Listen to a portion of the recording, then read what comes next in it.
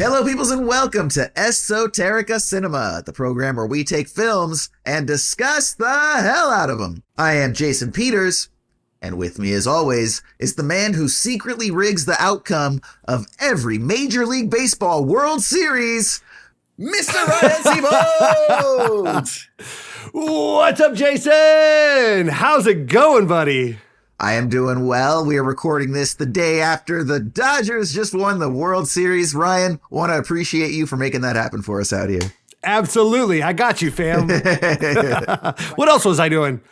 I think you were coming up with a description for today's film. Is that what it was? That's right, Jason. Today's film is Sardar Udham, and ooh boy, this was a heavy one.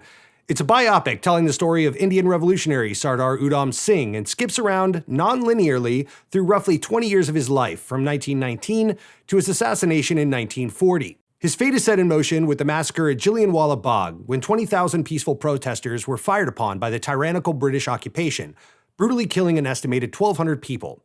Singh then violates a regional curfew to immediately go and tend to the wounded and dead, is then imprisoned, and upon his release, he embarks on a mission of retribution as he travels around the globe in order to infiltrate the British government and not only seek revenge against the general Michael O'Dwyer, who ordered the massacre, but make an example to the world in an attempt to bring revolution and hope for peace to his homeland. The film was directed by Sujit Sarkar, released in 2021, and stars Vicky Kaushal as the titular Udham Singh, along with a very large ensemble of supporting actors including Sean Scott as Michael O'Dwyer, Stephen Hogan, Amal Parashar, Banita Sandhu, and many others.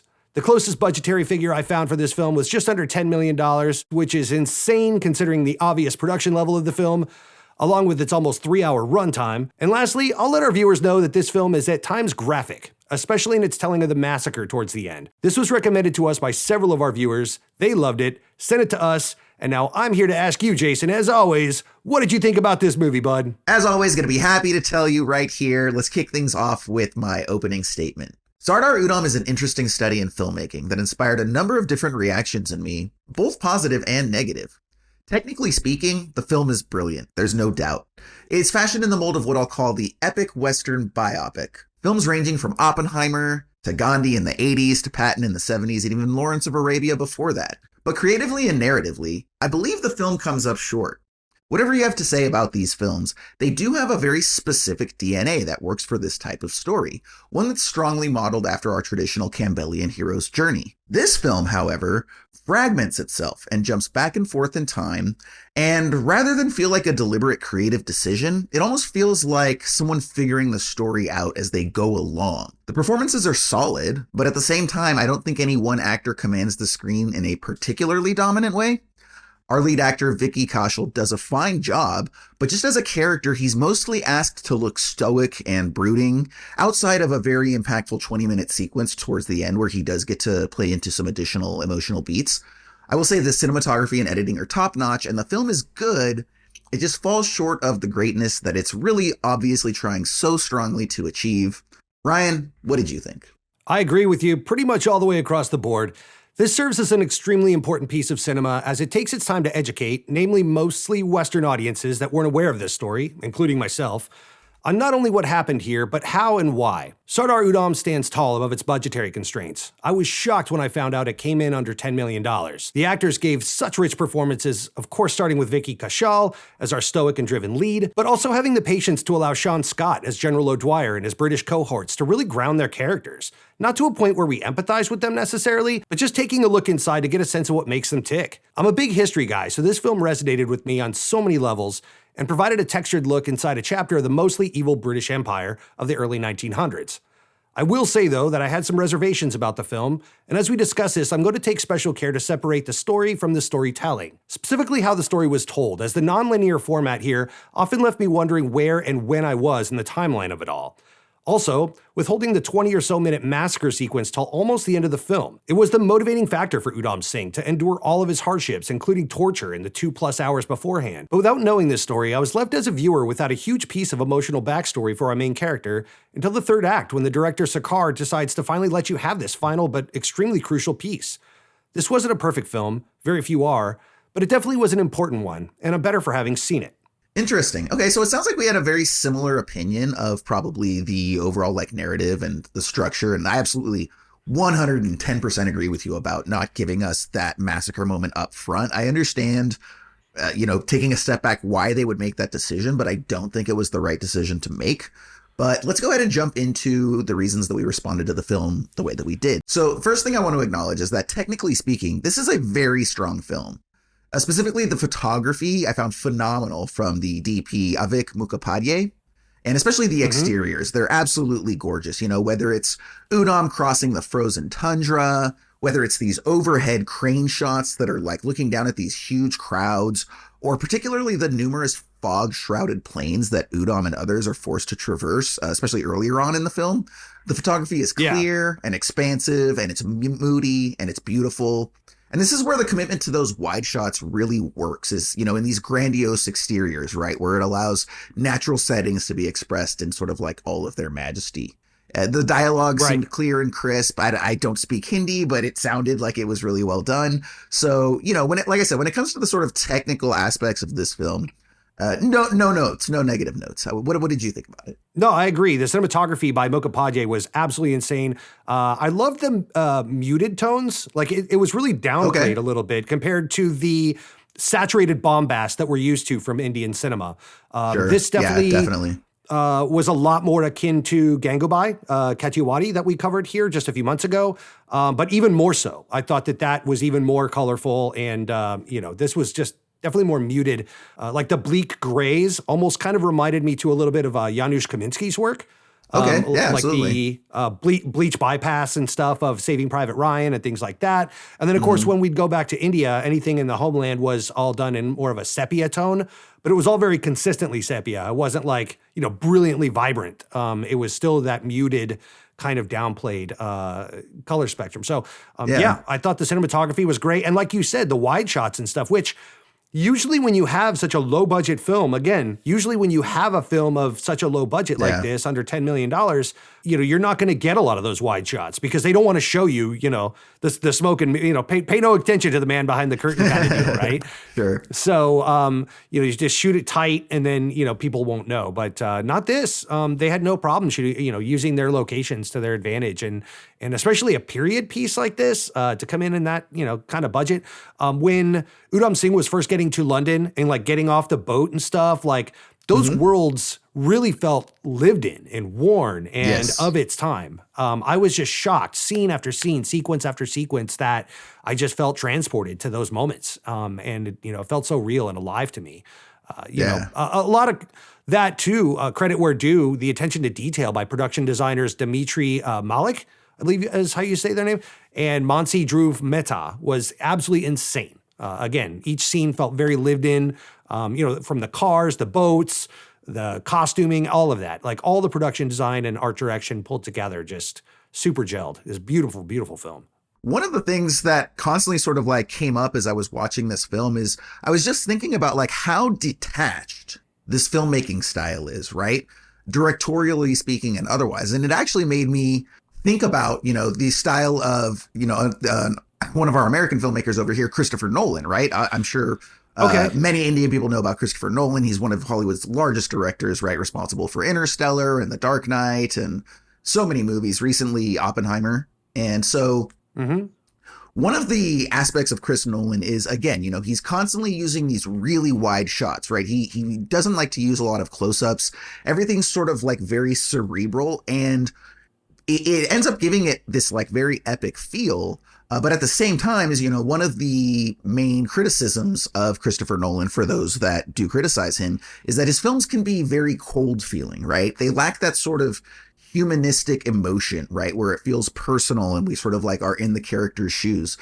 He always maintains a very detached style. And I found it interesting because I found a lot of comparisons to Chris Nolan's style with this film, both the way that it was assembled, the way that it was shot. All of Chris Nolan's movies are ultimately thrillers, right? To a degree, with a bunch of other stuff layered on top. And so this was the same way. It was ultimately like a revenge thriller. By the time we get to that massacre scene at the 2-hour mark, we've really spent the entire 2 hours up to this point in the realm of this like detached, cold revenge thriller, right? And you see that from, like you said, the muted tones. We see that in the sort of stoic and brooding and almost muted performances, right? Even O'Dwyer as, the psychopathic antagonist, it doesn't act like that. He's very composed. He's a British gentleman, even though he performs these atrocities. And so what do you think about sort of that tonal shift where we've got 2 hours of this sort of detached, muted thriller experience, and then all of a sudden switch to this very emotional 20-minute sequence where the massacre is revealed? You touched on it a little bit up top, but I'd like to hear a little bit more detail about how that did or did not work for you. So this is where I kind of have a problem with the storytelling and the way the story was told, is because, credit where due, the acting was phenomenal. I was on board for all the performances of the film, as I said in my opening statement, but just being honest here, very little happens. We go on this journey with him where we see Udham Singh going from country to country. We see him taking various jobs as a salesman and then a welder, as he's kind of like integrating with society, as the the British military and the British government are like seeking him out, knowing that he's probably on their soil as a spy of some kind, and working his way through. So they're looking out for him, and he's just trying to duck out. And so you get the courtroom murder scene. I guess that would be in the second act, if I recall, or end of the first act. Where it's kind of the end of the first act. Yeah, it's pretty early on. Yeah. So, but outside of that, there's not a lot of action outside of the torture scenes that you kind of cut to and from inside the prison. And so as he's being questioned and who do you work for and all of that. So, there's a lot of relationship building as you kind of like, let's go ahead and jump right into this, by the way, because this kind of does tie into your question, I think. And the time jumps structurally for this film were so jarring. Yeah. And so, as I'm trying to, especially early on in the film, I know that early in the first act, there was one sequence of scenes in particular that I think jumped 3 or 4 time jumps in just a few minutes. Like it was like, now we're here, now we're there, now it's this year, now it's that year. And it's like, holy crap, bro, like chill, like let's just hang out here for a minute and tell the story. But no, it's like, we're moving on now. Now he's this old, now he's that old, now we're back here. And we're jumping forward and backward, not just skipping forward in time. So it's not just a progression of this is where he's going, it's this is also where he's been. And so, as someone who's not familiar with this story, that tended to take me out of a little bit. And then all of a sudden we get to the point where he does in fact make it to kill O'Dwyer. And then we go back again to kind of fill in the gaps as he's telling his story to an interrogator throughout the film on and off, to kind of showcase how he got to be able to do that, right? Yeah. And all the relationships he built along the way to become this revolutionary, right? So by the time you get to the massacre, now kind of skipping ahead to directly answer your question, there hasn't really been a lot of action. There hasn't been a lot of, aside from the torturous stuff in the prison, which is very impactful, don't get me wrong. But all of a sudden then you have this high intensity, anxiety-ridden, totally graphic and, passionate scene of a brutal massacre of 1,200 people. And it goes on for about 20 minutes, if I'm not mistaken. They really lay it on thick. So, the scene itself has a lot of gravitas and it hits you right in the gut. It's a gut-wrenching scene. I would argue it maybe goes on for a little bit too long. It seemed a little gratuitous by the end. It's hard for me to talk about because I don't want to take away from the story itself and how insanely grotesque this massacre or any like it can be in society. It definitely was, it held its own as far as holding a mirror up to society and say, look at it, look at what we do as humans. Like, we're so stupid. But as a viewer of a movie and talking about the film and the structure and all of that, I just thought it was really kind of heavy-handed at the end of the film when, by the way, I've already gone on the hero's journey with this guy, right? So You've already kind of squeezed out all of the pathos I'm going to get for this character. And then at the end, you're going to backload it with this hugely emotional scene that I think would have been much more better served, even even if they wanted to give me snippets of it, like if he was having Sure. PTSD, like bad dreams or something, and waking up with cold sweats, and they just like dribbled it out, so I knew that this is what happened. But otherwise, it's all just told through story, very, succinctly. Look, this is again, this film it's sort of a tale of two films. The first 2 hours is it's a revenge thriller, and then the final 45 minutes it's trying to be more of like an emotional drama, right? And so I just think like the tonal shift is kind of jarring, but like not necessarily in the way that they want it to be. Now, I do need to go ahead and acknowledge like that scene, that massacre scene, it's a brilliantly executed scene, Sure. And it's not afraid Wonderfully shot too. It's very well shot. It is graphic, especially in Indian cinema, there's oftentimes, just because of various rules and many other reasons, right? They're literally not allowed to maybe go into certain levels of graphic violence like that and such. So I imagine this to be something of sort of like a watershed moment for Indian cinema. And I can totally appreciate that, right? It reminded me of very much actually of the Western and American response to Saving Private Ryan.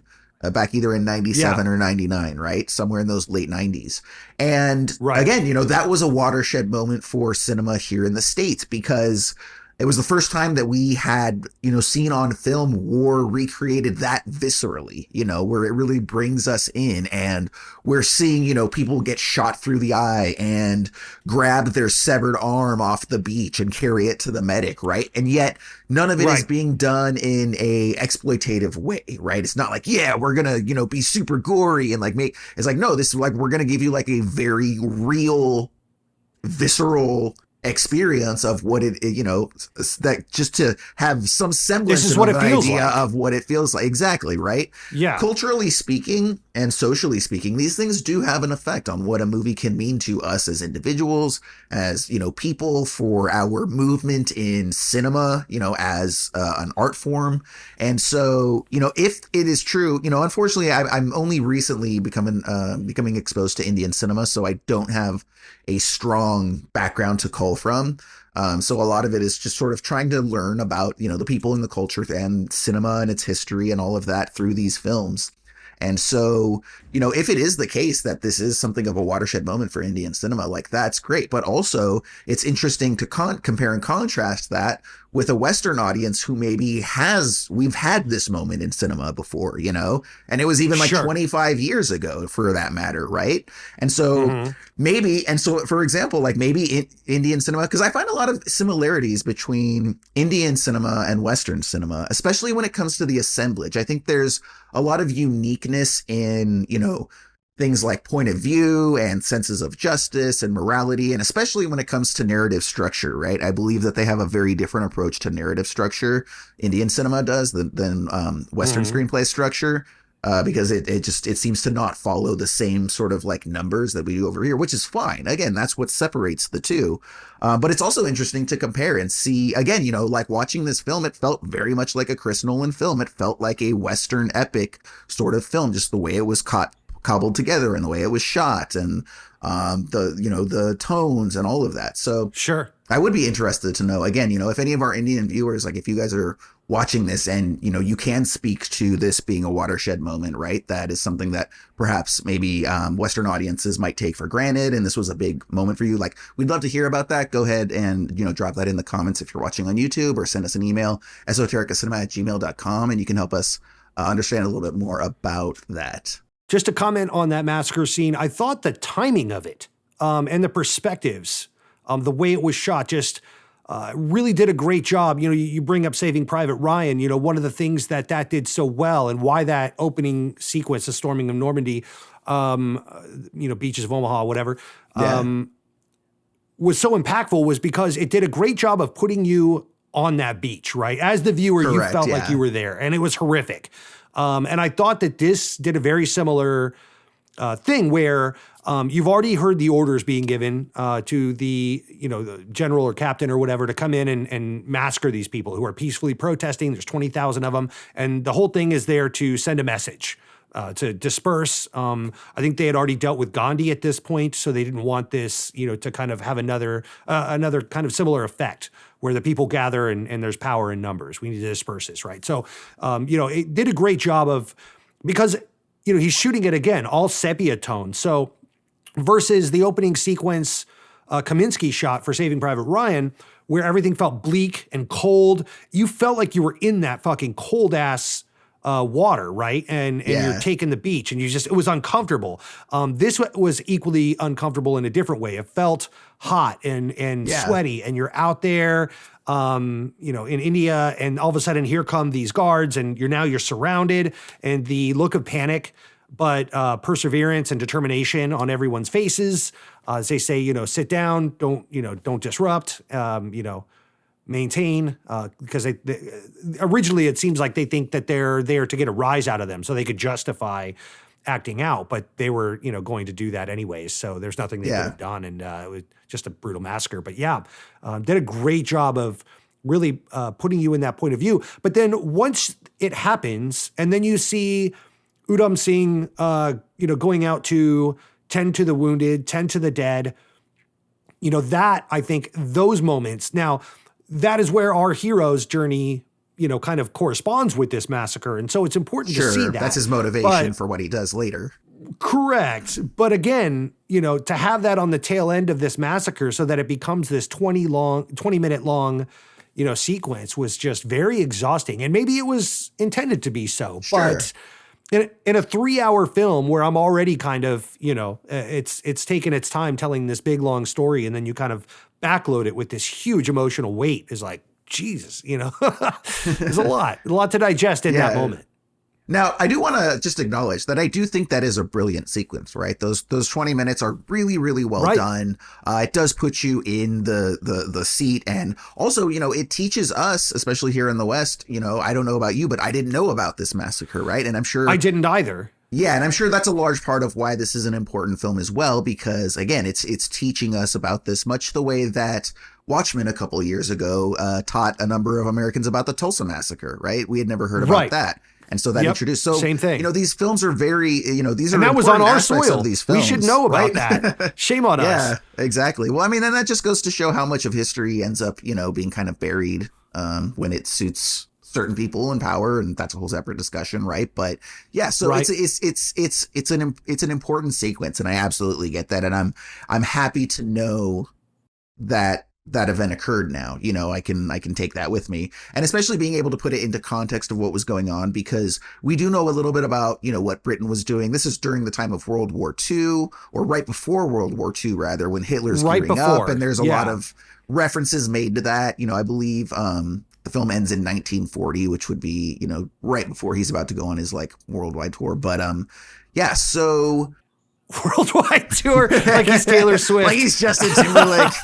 World tour, bitches. Yeah, he's on the Eras tour, just doing his thing. Yeah, right. Yeah. So, so I do know, but again, to get back to, that it's important to know that in terms of history, and that's great. But as a movie, as a film, analyzing Sardar Udham as a movie and all of its conventions, I do think it's a really odd decision to make a revenge thriller and then not give us the act that inspires the revenge up top. Look, revenge thriller is a subgenre, especially out here. It's enough to where, again, it has a specific DNA that's put in place. And part of that DNA, whether it's Death Wish, whether it's Kill Bill, whatever your revenge tale is that we see and we get to experience whatever that tragedy is, or act of violence, or, assault, whatever that is, so that we can be in the mind and have the POV of our protagonist and understand his vengeance and understand his drive to get revenge on those who have wronged him, and really feel. So again, because for 2 hours, as somebody who doesn't know the story of Udham Singh, I am not bringing history into this with me. So I would imagine that, this may or may not be a well-known event to the Indian people, prior to the release apparently of this they're film. Taught this in schools. Okay, this massacre right? is taught in schools. It's like, one of our big battles, like the Civil War. Yeah, the Civil War or something. Exactly. Yeah. So it makes sense that, if you're making a movie for that audience, you wouldn't, 101 is understood by all of the students in grade school, then it would be weird to say, hey, let's like go into some material that literally everybody knows. It would be weird to do that for them. So, I do want to take that into account. But also, we can only respond to films through our eyes and our point of view, right? So as someone, again, who's not bringing that knowledge into this, it's very strange to not get that up front, because by the time you do deliver it to me at 2 hours into the movie, I'm sort of like, oh, okay, now I get it. But like, I just spent 2 hours being very detached from this character. Again, the filmmaking style is very detached. The acting style, very stoic, very quiet. We don't get, huge emotional responses from Udham Singh. And so again, to then all of a sudden switch into this just like devastating emotional response 2 hours in. Again, I would have liked that up front, and then could have led up to the assassination. Now, I don't want to get into this thing of like, here's how I would have done the movie, right? And they should have done this and blah, blah, blah. Okay. Right. Like, if I think that, don't make the damn movie, right? If you know so much about that. But again, I can analyze a film and I can say, look, decisions were made, and I can believe that I understand why they were made. So I believe that part of this is, you do want to save the swelling emotional response for the end of your film, right? That they call it a third act climax. That's the climax. And that's where we want that outpouring of emotion. But I think that you gave up too much along the way in service of that. So it's like, okay, if we do that, then we have no action for a while. So now we've got to take the ending of the film, which is the assassination, and then front load that at the beginning of the first act to give people something to get into the film. And then we're going to go backtrack and explain some things. And so it's like, again, I think that, if you're somebody who uses non-traditional and non-linear narrative to your advantage, and you understand that level of storytelling the way Quentin Tarantino would, right? Where you're holding certain reveals back until later. And some of those decisions work and some of them don't. And again, I understand the decision to hold your big emotional climax till the end of the movie, but you sacrifice giving me more buy-in with the protagonist and the lead character for the sake of that. And so, it's up to us to decide if that's a good decision or a bad decision, but either way, that's the decision that this filmmaker made. And so that's what we're responding to here. Well, that's interesting, Jason. I want to ask you something real quick. Okay. Because you kind of touched on this, and this is something that I've been wrestling with. Do you feel like this is a revenge thriller? And the reason why I'm asking that is because usually a revenge thriller, the whole thing is like this slow burn, and this is a slow burn. Let's not mince words here. But, leading up to someone getting revenge, right? But he gets his revenge. He kills O'Dwyer at the end of the first act, beginning of the second act, and at the big presentation or whatever. And he comes in, ba-boom. And then we go back, and then we show like all the times he could have gotten it, or how close he was, and how he got there, and all the countries. Yeah, and it's like kind of like, stilted up or justified how big this moment was for him, right? And like all the adversities and trials and tribulations he had to go through to get there. Okay, great. But that kind of like that goes against the grain of what we in Western culture, at least, would define as a revenge thriller. It seems more of, like it's trying to be a biopic of a revolutionary. Like, this is how a revolutionary is made. And because you want to tell that story, it's, there's a revenge thriller within that context, like in the, under that umbrella. A revenge thriller is one of the buckets in that. But when he goes into that presentation and kills O'Dwyer earlier in the film, I'm not going into that scene with all the information and emotion that I should have gone into that scene with, arguably. You know what I mean? Correct. As the viewer, because I didn't know this story. So when he kills him, it's like, sweet. But not like, fuck yeah. You know what I mean? Exactly. Like, it should have had a fuck yeah impact. Where I was like, kill him with fire. Shoot, put bees on his face. I don't care. Like, he's pure concentrated evil. But we didn't know that in that moment. We found out later. And so, but by then, again, the story's been told, and you've kind of juiced the orange of my heart a little bit. I'm all out of emotions to give this film. Man, that is goddamn poetry, sir. Juiced the orange of my heart? Yeah, That's man, that's my new album. Have you been reading Maya Angelou or something? No, That's the name of my new album. It comes out in December. Stay tuned. Choose the orange of my heart. What is it? Life at the Speed of Love or whatever that is, Brian's book? Faster Than the Speed of Love. Yes, Brian's book. What was Milhouse's dad's song? Can I borrow a feeling? Can I borrow a feeling? Yeah, can I borrow a feeling? Yeah, that's right. That's right in line with "Can I borrow a feeling?" Choose the orange. That was of my brilliant, heart. sir. Thank you. Glad we were able to have a laugh in this otherwise pretty intense conversation about Massacre. So to answer your question directly, though, I will say that I do believe this is ultimately a revenge thriller and it's a biopic.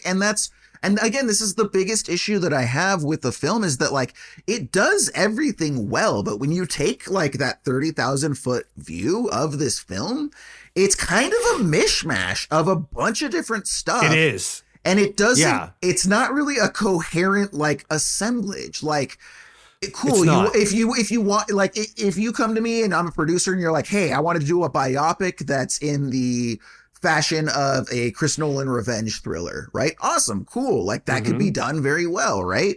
But I don't feel like, we've kind of talked about this sometimes. It's like, when those things work, you're able to sort of like strew them together, to where it's like one thing. But this is sort of feels like, okay, very chunky, right? Okay, here's our biopic moment. Right. Okay, here's our thriller moment. Okay, here's our drama moment.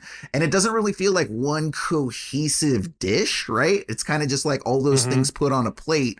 But they don't, so it's, I mean, again, like it's not that it's poorly done. Like it's excellently done. It's excellently executed, but I just feel that high level, what it chose to put together just didn't exactly blend into that like singular stew, Sure. And I think that's kind of what we're picking up on is at times, but it's, even down to the standpoint of, again, you're doing a revenge thriller where the end is at the beginning and the beginning is at the end. And so if you're going to do that, like you've got to have a damn good reason to do that. And you've got to make sure it's worked. Like if you're going to like be like, we're going to put, narrative structure on its head.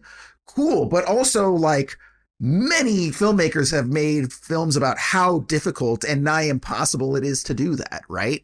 Whether you're not Spike Jonze, but Charlie Kaufman writing the Spike Jonze movie adaptation, or, recently Ari Aster doing Beau is Afraid. Like these are all examinations of, traditional heroes' journeys and films that either intentionally do or don't follow typical 3-act structure.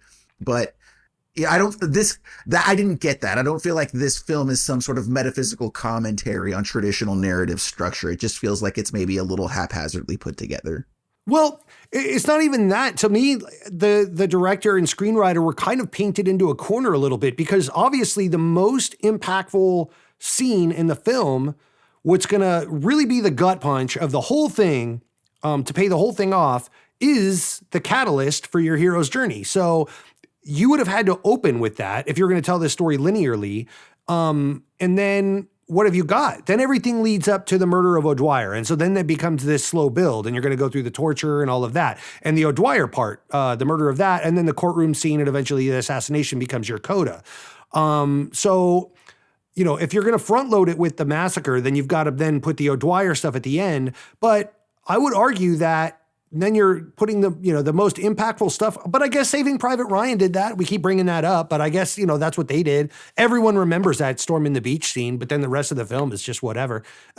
So, I disagree. I think the rest of the film is just as good as that opening. But like, yes, your point is taken and agreed with, like, definitely. So I feel like he was just saving the best for last. I'm using the best by filmmaking standards as far as the most impactful, right? The big hammer is that massacre scene. That's the one that's going to leave you breathless and just winded and, oh my God, what just happened? And so he was, I'm assuming, holding on to that, towards as the big finale, right? Yeah, exactly. And that's the only real like logical reason you would have to mess with the structure. And again, I get that's that. All I was like saying. You want to save your big emotional swell for your climax later in the movie. Sure. But again, what are you giving up? Like it's at the cost of Yeah, exactly. So my emotional attachment to this character, like so many more of that, because we talked about this, like Udham Singh is so stoic and very mindful, and all his relationships as he's going through, like, with his girlfriend, or BFF or whatever, the deaf girl, Reshma, I think her name was. And, when he's welding and she shows up, like, all that would have had so much more impact if we had seen what they had gone through together. Correct, and how he had, like, what had set him on this journey to force him to part ways with all these people that he loved and his homeland and all of that. When he shows up in that collective, that back, kind of dimly lit room or whatever, and that collective of people in London that are advising him and getting him weapons and so forth, the association, those moments would have, because like when he's so driven, he's like, no, I need this stuff. I'm going to do this. All of that would have resonated so much harder if we had seen what he had gone through. This isn't, because, the most impactful stuff in a moment like this, in a movie like this is often at the end, but because it was the catalyst, I feel like we kind of got cheated from the trigger that would have sent us on this huge thing. So just my take. Absolutely. Yeah, definitely. Now, Ryan, one thing I would also like to understand is just, your thoughts on the theme of this film, which is just about, the nature of revenge. And I think one of the things I find most interesting about being able to watch films from around the world is what it tells us about different cultures and different peoples and our thoughts on morality and justice and humanity and the afterlife and all of this sort of stuff, right?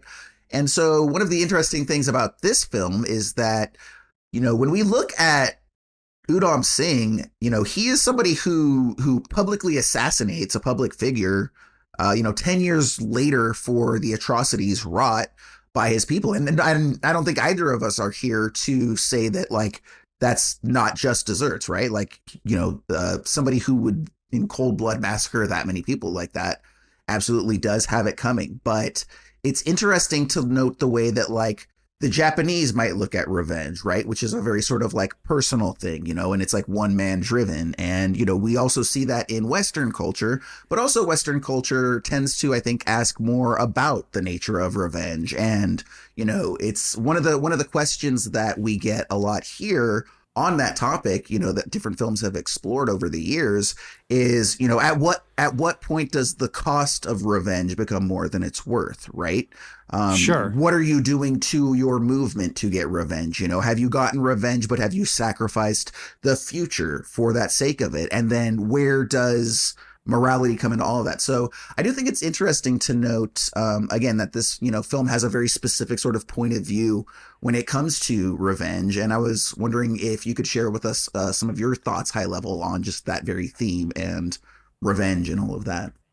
Right. So that is something that we wrestle with, the storytellers, right, is vigilante justice and how to handle that. It's a tale as old as time. Obviously you think back to everything from Robin Hood, rob from the rich, give to the poor kind of thing, all the way to the American Western. You go to Unforgiven or High Noon. The sheriff gives up his badge to go, take matters into his own hands kind of thing. The American Western is big with vigilante justice, even Absolutely. Young Guns with Emilio Esther.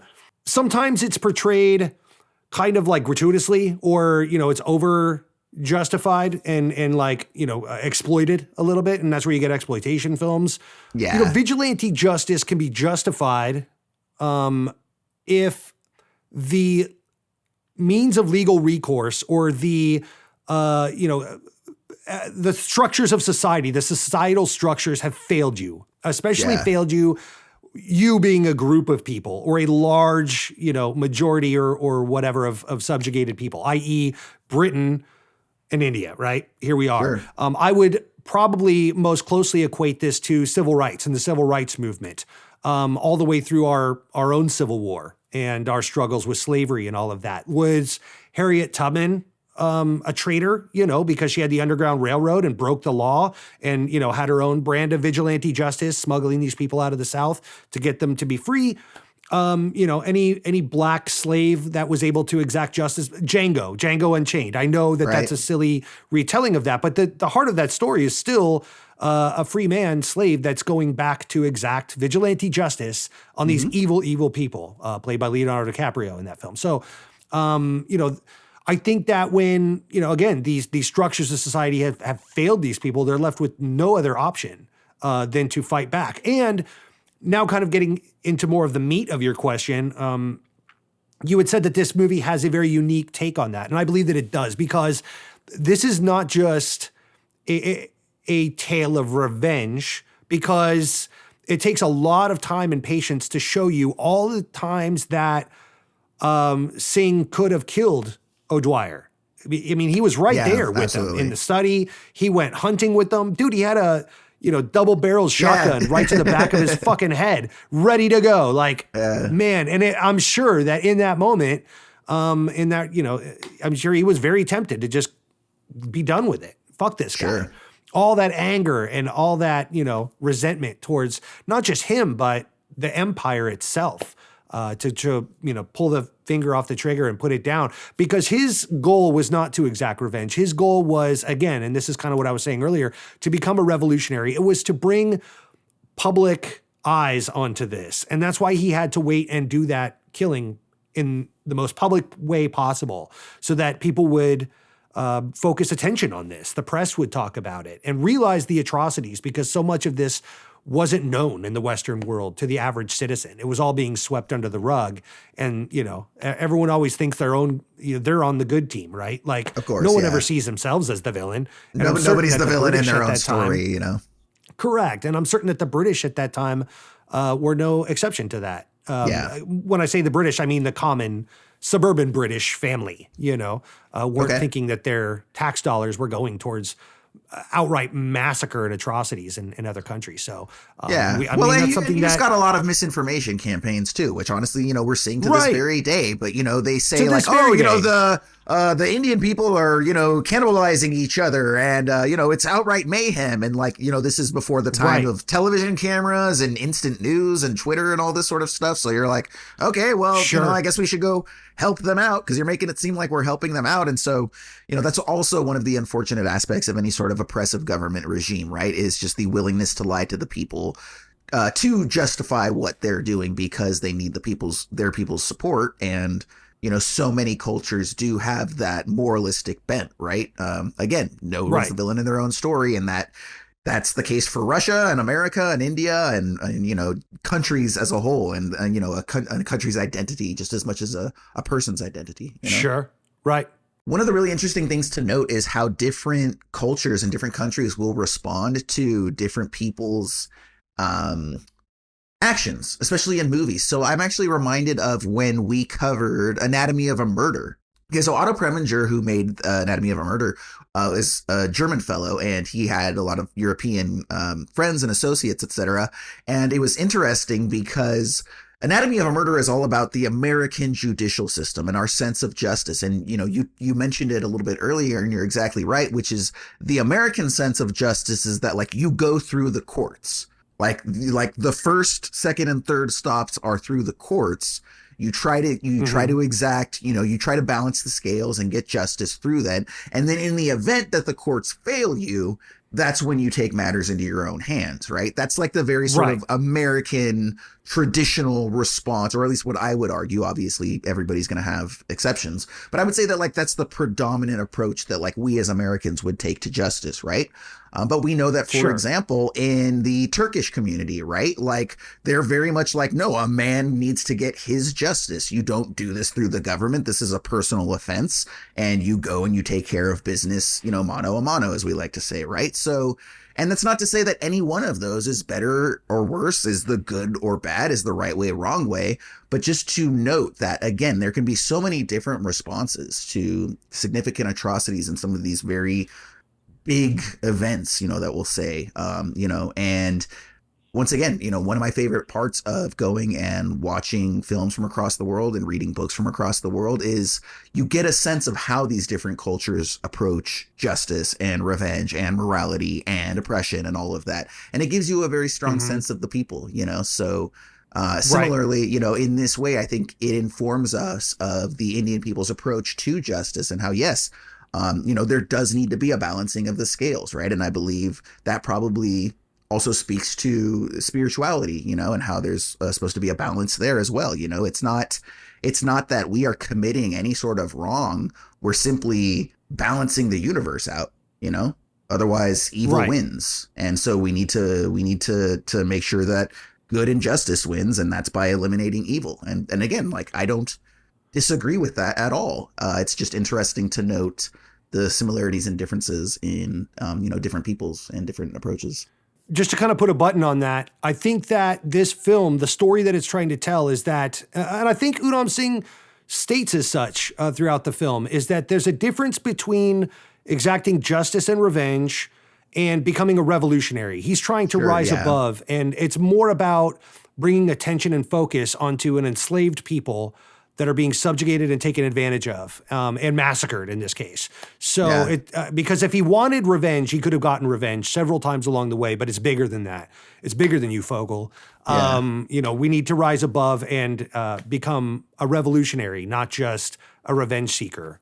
Or seek vigilante justice. So I think that that's kind of part of the second act of this, is him wrestling with those two things, because I'm certain that he was. It seems that he was tempted along the way to just go get his revenge because he's so angry.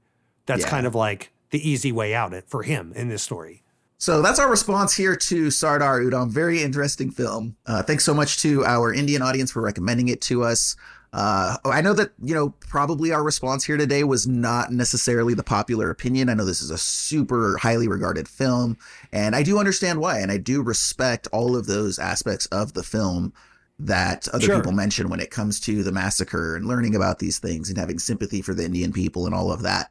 But it's also a movie, and we are a movie review program. And so we're going to analyze this film as a movie and not as a documentary.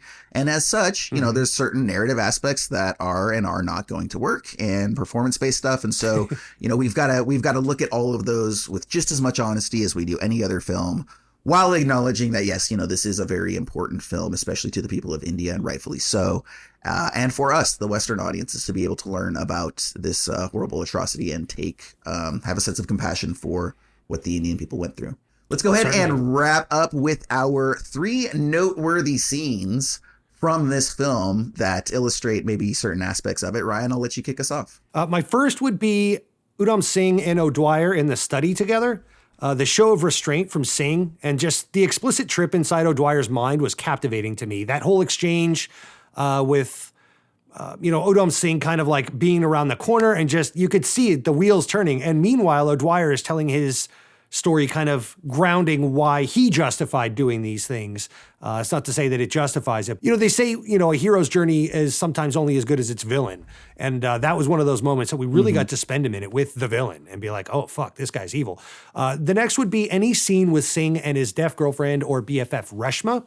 I thought it was a welcome breath of fresh air and really kind of showcased the humanity of this revolutionary, and kind of just showed that he was a normal dude, and to kind of, because he was so stoic throughout the rest of the film. So to see those moments where he lit up and you could see his happiness and joy that got stolen from him through these atrocities and tortures, definitely, those stood out to me. And then lastly, I would point out the courtroom scene. You could see the determination of Singh and his passion and selflessness there, even under threat of death. He didn't care. And that was where the actor's, Vicky's performance really kind of stood out at one of its high moments right there, because he was so stoic in the rest of the film, but in that moment, he just kind of set himself afire, metaphorically speaking. How about you, Jason? First and foremost, we're just going to say, we'll leave out the big massacre scene. Obviously, that's the centerpiece of this film. So, we've already talked about that one. So these will be scenes other than that. So the first one was the scene where they actually force feed Udham Singh, because he tries to go on a hunger strike. And I thought that it was, first and foremost, just a powerful scene in and of itself. Anytime, people are shoving feeding tubes down people, that's always uncomfortable for us. And this was in that realm of like, okay, give me the visceral experience, let me feel what this guy is going through so that I can have that pathos for him, so that was a moment of that I appreciated, and showed the lengths that he was willing to go on behalf of his country, as well as his attempts to, like you said earlier, become more than just a as someone who assassinated this person, but rather become a revolutionary, right? And so again, going on a hunger strike is a great way to gather sympathy. So all of that worked really nicely. I did appreciate the assassination attempt right up top there at the beginning, the brazenness and the openness that Udom does that with. Again, that's a sort of like, oh, okay, that's different, right? That was a different touch that worked, because generally speaking, we know, and again, we don't know at this point, at least as Western audiences, that he wants to be a revolutionary. Most people would try to do that very much in a covert way, right? The sniper who's in the building or whatever. So for him to just go that brazen and come out in the open and fire 6 shots off into O'Dwyer and then another 2 into the people behind them or whatever, and just say like, yes, I did it. Yes, I did it. It's like, oh, wow, that's interesting, right? That's not how that typically goes. So that sort of brought me into his plight a little bit more. And then the last thing is actually on the other side of things. So like I said, I think that this film, by being so detached, kind of leaves some dramatic beats on the table. And I think that one of the most illustrative scenes that demonstrates this is that frozen tundra scene.